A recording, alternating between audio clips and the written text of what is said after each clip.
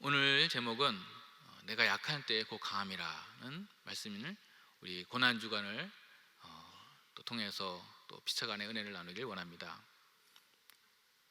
아무도 이 세상에 사람 중에서는 고난을 원하는 사람은 없을 것입니다. 이 고통, 힘듦, 이 어려움을 원하는 사람은 아마 지구상에서 아무도 없을 것입니다. 오늘 본문에 이 고린도후서 12장에도 바울 사도가 자신의 육체의 가시에 대해서 3번이나 주님께 간절하게 기도를 합니다.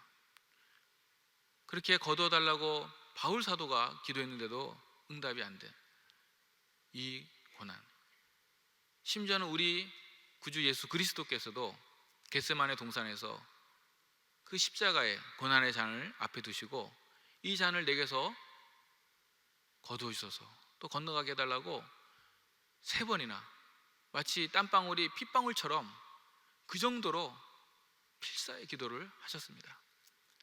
아마 인류 구원을 위한 다른 방법이 있었더라면 어떻게 해서든 그 방법을 하시려고, 그러나 인간의 몸을 오셔서 인간의 죄를 대신 생명을 내어주심으로 죽으심으로 밖에는 속죄할 길이 없었길래 주님께서 그 형벌을 다 그대로 받으셨습니다.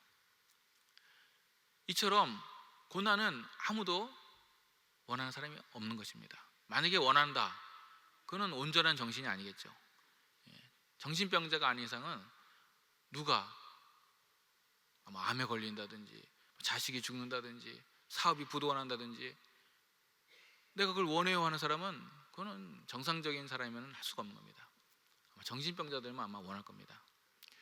주제가 너무 심각하니까 좀 잠시 한번 웃고 가고자, 우리 정신병자 얘기가 나온 김에 제가 얼마 전에 전에 봤었는데 또 보니까 재밌더라고요. 한번 소개해드리면, 어느 정신병원에 환자들이 모여서 대화를 하고 있었습니다. 근데 갑자기 한 환자가 나는 사장이다 그러는 거예요. 그러니까 옆에 있던 또 정신병자가 나는 회장이다 그러는 거예요. 근데 그 옆에 있던 또 정신병자 한 명이 나는 왕이다 그러는 겁니다. 그 나머지 한 명이 물끄러미 쳐다보더니 내가 언제 너한테 왕 시켰어? 그러더라고요. 역시 웃으시는 거예요. 저도 옛날에 다 알고 있던 얘기인데도 들으니까 또 웃기더라고요. 아무튼 이처럼 현실에 대한 감각이 없고 개념이 없고 미치지 않는 이상은 누구도 고난, 고통을 원하는 사람은 없을 것입니다. 이 복음 기쁜 소식 중에 하나는, 감사한 것은 감당치 못할 시험을 우리에게 허락지 아니하시고 하나님께서는 우리에게 피할 길을 주시고 또 내가 받아야만 하는 그런 고난이라면 우리에게 감당할 능력을 주셔서 이러나 저러나 어떤 시련이든 고난이든 우리로 하여금 극복하고 헤쳐나갈 수 있도록 해주신다는 사실입니다. 이것이 우리에게 복음입니다. 하나님께서 돕지 못하실 어려움과 고난은 아무것도 없은 것입니다. 우리가 피하고자 해도 꼭 받아야 되는 십자가와 같은 나에게 주시는 자기 십자가, 우리 주님께서 언제나 함께 하시고 반드시 도우실 수가 있다고 성경은 오늘도 증언하고 있습니다. 히브리서의 말씀에 3장 18절에 보면 그가 시험을 받아 고난을 당하셨은즉 시험 받는 자들을 능히 도우실 수 있느니라. 또 4장 15절에 우리에게 있는 대제사장은 우리의 연약함을 동정하지 못할 이가 아니시오. 옛날 성경에는 체휼이라 그랬습니다. 한자어로. 그래서 이제 쉬운 말로 동정이라고 바꿔놨는데, 공감, 영어로 sympathy에서 같은 마음을 푸는 겁니다. 싸구려 동정, 그런 동정이 아닙니다. 주님께서 하시는 그 동정은 정말로 같은 마음, 이 고통에 있는 그 내 마음을 한 마음으로 같이 똑같은 아픔으로 품으신다는 겁니다. 어떤 의미에서는 나보다도 더 내 문제를 더 고통스러워 해주십니다. 마치 자녀들은 아프면은 자기가 뭔지도 몰라요. 그걸 보는 엄마 아빠의 부모의 마음이 더 가슴 아픈 것처럼 성령님께서는 우리가 알지 못하는 것까지도 로마서 8장에 깊은 탄식으로, 이 탄식이라고 하는 것은 그 원어의 의미적 보면은, 원어적 의미는 마치 동물이 어디 상처가 나든지 덫에 걸려서 죽어갈 때에 마지막으로 사자든지 호랑이가 이렇게 그르릉 그르릉 하면서 죽어갈 때 내는 그 신음소리, 생명이 꺼져가면서 죽어가면서 되는 신음소리, 그런 뜻을 담고 있습니다. 우리가 알지 못하는 것조차도 성령님께서는 하나님의 깊은 것까지도 통찰하시면서 우리를 위해 대신 탄식해 주시고 우리를 위해 친히 간구하고 계신다는 것입니다. 어떤 사람이 예수님 믿는 사람인데 하루는 참 신령한 꿈을 꿨습니다. 하나님 주님과 만나는 아주 귀한 꿈을 꿨습니다. 바닷가를 해변을 걷는 꿈인데 주님과 함께 이렇게 인생길을 동행하는 그런 꿈을 꿨습니다. 너무 감사하고 좋았는데 가만히 보니까 발자국이 두 사람이 가다가 어느 때는 발자국이 하나밖에 없는 거예요. 또 그때마다 보면은 인생에 기쁘고 즐거웠을 때가 아니라 힘들고 어려웠을 때만 그렇다고 합니다. 평상시에는 두 사람의 발자국, 내 발자국과 주님 발자국이 다 같이 가다가 인생에 어려움이 오면 그때만 이상하게 발자국이 하나밖에 안 보이는 겁니다. 그래서 이 사람이 좀 시험이 들었습니다. 주님께 약간 원망이 스물스물 올라와 가지고 주여 세상 끝날까지 나와 함께 하신다 그러지 않았습니까? 근데 왜 인생에 힘들 때만 오면은 왜 발자국이 하나고 주님은 어디 가셨습니까? 그러자 주님께서 말씀하십니다. 사랑하는 자여, 내 아들아, 내 딸아, 그 힘든 때에 나는 너를 결코 떠난 적이 없다. 그때는 내가 너를 업고 걷고 있었다. 그 뒤로 이 사람도 다시 회개하고 주여 감사합니다 하면서 더욱더 주님께 감사하고 고마워하는 믿음이 생겼다는 것입니다. 그렇습니다. 우리 주님께서는 우리는 앞에 있는 문제를 보면은, 고난과 어려움을 보면은 주님은 어디 가셨지? 이때 도대체 이때야말로 내가 가장 필요할 때 주님 어디 계셨냐 하고 원망할지는 모르겠습니다. 하지만 우리 주님께서 신실하셔서 한순간도 분초도 우리를 떠난 적이 없으신 줄로 믿으시기 바랍니다. 십자가에 예수님이 달리실 때조차도 조롱하죠. 사탄은, 또 세상은, 또 불신자들은 조롱합니다. 그때 하나님 뭐 했냐? 예수님이 십자가에 무기력하게 돌아가실 때 도대체 하나님 뭐 하셨냐? 하나님 아버지께서는 바로 그 십자가의 현장에 예수 그리스도와 아들과 함께 하셨습니다. 같이 그 고난에 동참하신 것입니다.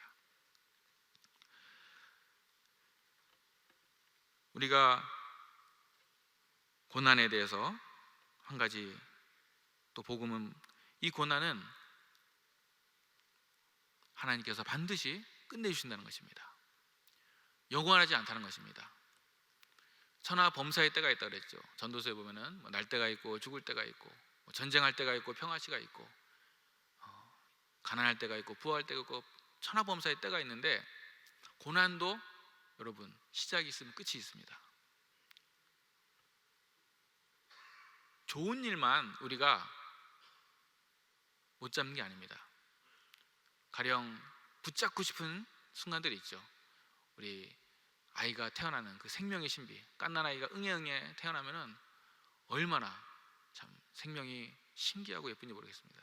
얼마 전에도 제가 살고 있는 아파트에 바로 우리 위층에, 제가 7단지 사는데 집사님이 쌍둥이를 낳으셔가지고 신방을 갔는데 얼마나 두 아이가 예쁜지, 저는 애가 3명밖에 없는데 저도 쌍둥이를 낳고 싶은 생각이 막 들더라고요. 나도 5 되면 좋겠다. 너무 예쁜 거예요.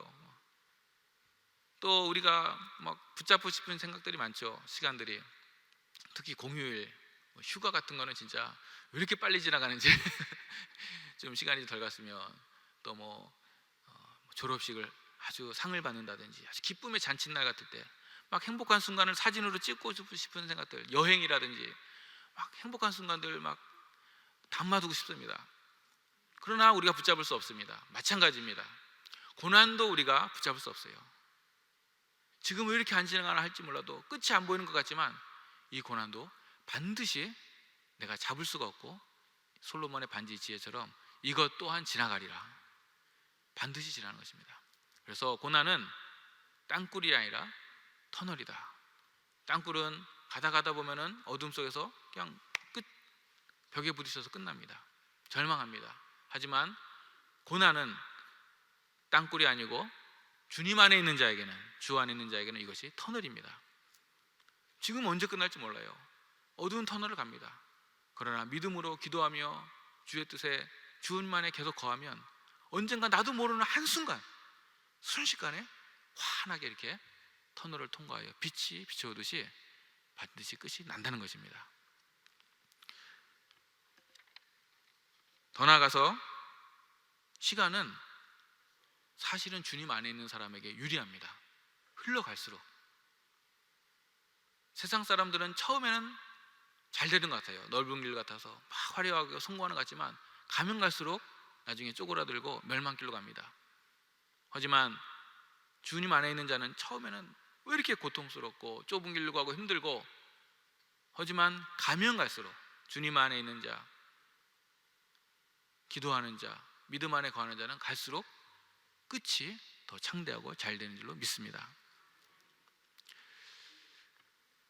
1945년도에 미국에 있었던 일인데, 그 당시 아주 떠오르는 차세대 영적 지도자들이, 신진 세력들이 이렇게 일어났습니다. 그 중에 대표적으로 세 분을 꼽는데, 우리가 잘 들어본 빌리 그레이엄 목사님, 그리고 사실은 그 당시에 빌리 그레이엄 목사님보다 더 유명한 분들이 있습니다. 근데 지금은 그분들이 있는지도 몰라요. 척 템플턴이라는 분하고 브론 클리포드라는 분이었습니다. 이분들이 어느 정도였냐면은 그 당시에 5년 동안 계속 리서치를 해가지고 지난 5년 동안 가장 주의 복음으로 놀랍게 쓰임받는 존귀한 주의 복음의 도구가 누구인가 했을 때에 이 척 템플턴이 아주 그 논문에서 최고로 쳐준, 아주 그 당시에 많은 이들을 복음을 전하고 주께로 인도하게 하는 아주 훌륭한 인물이었습니다. 그 인물들 중에서 순위를 매겼는데 안타깝게도 빌리 그레이엄 목사님은 그 순위에 끼지도 못했습니다. 이 브론 클리포드라는 분은 어느 정도였냐면은 가는 곳마다 정말 하나님께서 놀라운 기름 부음으로 막 회개와 부흥과 대각성의 운동이 일어나니까, 한 번은 이러한 대표적인 일화가 있습니다. 이 베일리 대학에서 학생들을 위한 집회를 열었습니다. 대학에서 수업이 얼마나 중요합니까? 근데 그 대학 총장님께서 이 브론 클리포드 설교자가 전하는 복음, 하나님의 말씀 누가 될까봐 방해되지 말라고 학교 수업종을 그날 치지 못하게 한 아주 그런 유명한 일화가 있습니다. 그 정도로 놀랍게 하나님께서 미국 전역에 쓰임을 받는 귀한 종들이었는데, 안타깝게도 5년 후에 이 척 템플턴 이분은 더 좋은 조건으로, 워낙 탁월하시니까 신문, TV, 라디오 이런데 해설가와 어떤 강연자로 자꾸 나가더니 안타깝게도 이분이 빠져버렸습니다. 더 좋은 조건을 해서 이제 복음 사역을 접고 그쪽으로 TV와 해설위원으로 가고 이제 부귀를 향해 떠났습니다. 그리고 몇 년 또 지나지 않아서 공식적인 석상에서 나는 더 이상 그리스도인이 아니라고 신앙을 아예 단절을 선포했습니다. 그리고 이 브론 클리포드라고 하는 분은 참, 이분도 이렇게 명성을 얻고 하다 보니까 나중에 이 방탕이었습니다. 술과 그리고 알코올 중독에 빠져가지고 방탕한 삶을 살다가 가정도 파탄이 나고, 그리고 나중에 아주 허름한 35세에, 20대에는 그렇게 참 영광스러웠는데 35세에 한 10여 년 만에 모텔에서 아주 술병들과 함께 시체로 발견되었습니다.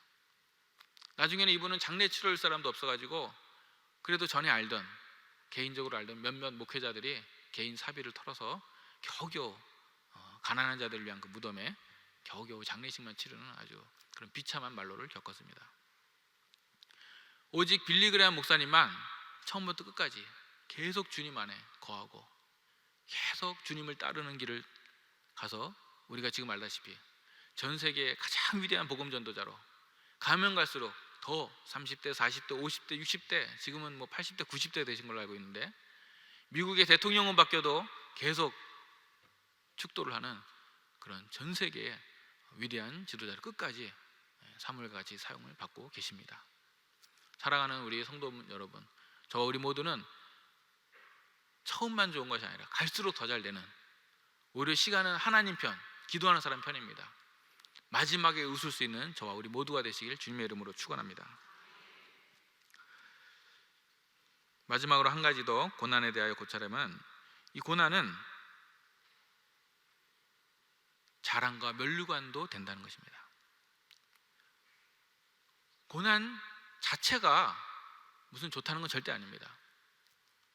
예수님을 십자가에 못 박은 일, 이거 결코 바람직한 일 아닙니다. 그 의로운 분을 죽이는 일, 예수님을 배반하고 12제자들로 도망가 버리고, 성난 군중들이 예수님을 다 십자가에 못 박고, 종교와 정치 지도자들이 그렇게 악을 행하는 것이 좋다, 계속 예수님께 계속 반항해라, 계속 하나님을 경멸해라, 그건 절대 좋은 거 아닙니다. 그건 큰 죄악입니다. 그 자체가 좋다는 게 아니라 그 십자가조차도 하나님께서 놀랍게 구원과 생명의 면류관으로 받고 놓으신다는 것입니다. 그래서 못모셈에도 불구하고 감사한 신앙은 아주 소중한 신앙입니다. 그리 아니하실지라도, 우리 복음성가도 있죠. 그리 아니하실지라도 감사해요 하면서 우리가 아파도 병들어도 또 가난해도 억울해도 감사한 그런 신앙, 너무너무 소중한 신앙 맞습니다. 근데 이것이 더 깊어지고 기도 안에서 더 마무리가 되고 종국으로 가면 갈수록 나중에 완성될 때쯤 되면은 바로 그 고난 때문에 감사합니다, 불구하고가 아니고 바로 그 고난 때문에 감사합니다라는 신앙의 경지까지 가게 됩니다. 미국에 역시 있었던 일화인데요, 어떤 여성이 50년 동안 침상에 누워서 지낸 여성이 있었습니다. 평생을 병으로 누워 있었습니다. 근데 신기한 것은 불쌍해가지고 이 여인을 위문하러, 병문안하러 가면은 웬걸 병문안하러 갔던 사람이 오히려 더 감동을 해서 오는 겁니다. 한두 명이 아니라 그 여인에게 간 사람들은 전부 다 한 명도 안 빼고 오히려 더 위로하러 갔다가 본인들이 위로 받고 오는 것입니다. 도대체 왜 그런가 하도 신기해가지고 이게 점점 사람의 소문을 타고 이제 그 지역이 완전히 유명해졌습니다. 그래서 결국 대통령의 귀까지 들어왔습니다. 그래서 미국 대통령하고 귀빈들이 이제 그 여인을 방문했습니다. 아니나 다를까 들어가니까 그 여인이 벌써 이렇게 얘기를 하는데, 저는 평생 50년을 이 병을 남편 삼아 누워서 지냈습니다. 근데 저는 이런 병을 주신 하나님께 감사합니다. 제가 이 병이 없었더라면 분명히 건강한 몸으로 훨씬 더 많은 죄를 지금보다 지었을 것입니다. 근데 저는 이 병 때문에 주님을 만났고 또 주님을 더 가까이 할 수 있었고 지금 나는 내 생활에 매우 만족합니다, 그러는 거예요. 역시 대통령과 그 강요들도 온통 또 감격하고 오히려 내가 이렇게 살아서 안 된다, 부끄럽다, 더 용기와 힘을, 오히려 위로를 받고 돌아오게 되었습니다. 위인들의 공통점들 중에 하나가 바로 그렇습니다. 우리가 잘 아는 헬렌 켈러, 보지도 듣지도 말하지 못하는 삼중고에 시달린, 그러나 그녀도 나중에 고백하죠. 나중에 인격이 성숙해지고 신앙이 깊어지니까 내가 이렇게 볼 수 없고 들을 수 없고 말할 수 없는 것을 하나님께 감사합니다. 이 장애 때문에 나는 설리반 선생님을 만날 수 있었고 그리고 나의 주님을 만나고 나의 소명을 찾을 수가 있었습니다. 베토벤, 에디슨 다 마찬가지입니다. 귀가 먹어서 오히려 연구에만, 발명품만 집중할 수 있었다. 오히려 난 귀가 먹었기 때문에 더 나는 작곡에 더 집중할 수 있었다. 나는 이것을 감사한다. 그리고 존 버년도 그러죠. 철로역정을 쓴 우리 신앙의 거인. 그 감옥 속에서도, 이 감옥 속에서 오히려 나는 편안한 마음으로 집중해서 희열에 넘쳐서 이 글을 계속 써내갈 수 있었다라고 나중에 철로역정에 대한 그런 소감을 얘기합니다. 그렇습니다. 이처럼 우리에게는 내 평생의 가장 큰 눈물, 이제나 저제나 없었으면 좋았을, 그것이 어떤 사람에게는 암과 같은 질병이 될 수도 있고 또 장애가 될 수도 있고, 어떤 사람에게는 사랑하는 사람과의 사별이 될 수도 있고 그것이 재정 문제일 수도 있고 어떠한 것일 수는 있습니다. 사람마다 평생의 내 눈물, 평생의 내 십자가가 바로 그것이 천국에 가면은 영원한 나의 면류관이, 정금 같은 믿음이 된다는 거 아십니까? 그것이 없었더라면 없었을, 바로 그 고난 때문에, 바로 그 고통 때문에 내가 주님을 만나게 되고 주님을 더 깊이 만나게 되고, 그리고 그나마 나에게 예수님의 형상이 빚어지고 예수님의 성품을 닮아가고 정금 같은 믿음이, 영원한 상급이 생긴다는 사실입니다. 바라기는 우리 모두 다 우리 계시록처럼 정말 흰옷 입은 24장로들이 하늘에서 하나님께 경배하고 영광 돌리고 그 받은 면류관들을 오히려 주께 돌려드리는 그러한 나의 십자가를 지고 주님을 따라가서 오히려 면류관 벗어서 주께 돌리는 그런 우리 모두 되시기를 주님의 이름으로 축원합니다.